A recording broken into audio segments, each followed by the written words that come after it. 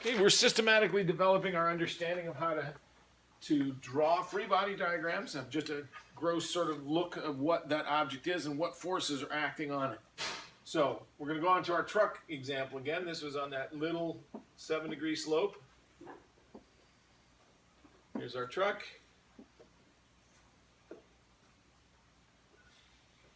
I want to know what is the force pulling this back down that hill. You always know that our weight is on here.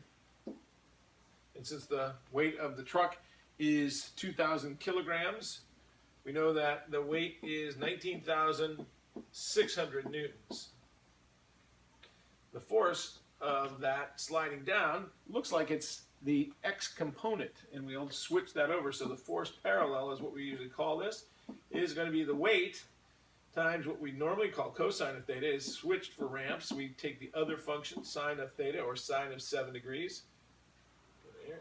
Get that guy. Sine of 7 degrees. Okay. When we calculate that out, the sine of 7 degrees ends up being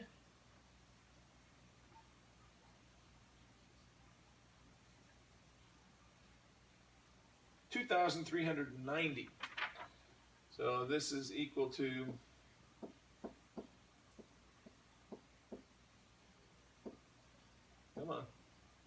force parallel is equal to 2,390. Okay, so that's the force of this wanting to slide back down the hill. That's the first part of this question. That's what force would it be. Now the question is, what would its acceleration be if there were no brakes on the truck? Well, this is just going to be, what's the acceleration that's going to feel?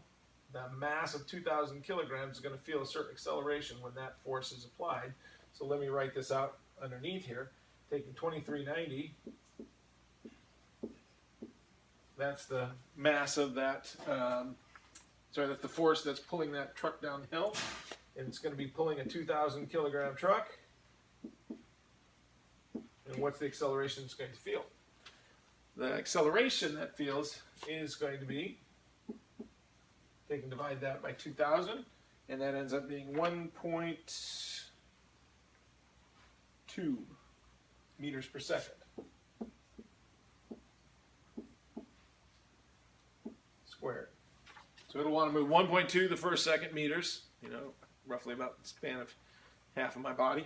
Next second is going to want to go 2.4 meters. Next second after that's 3.6 meters. So that's the acceleration due to the force of sitting even just on a 7-degree hill.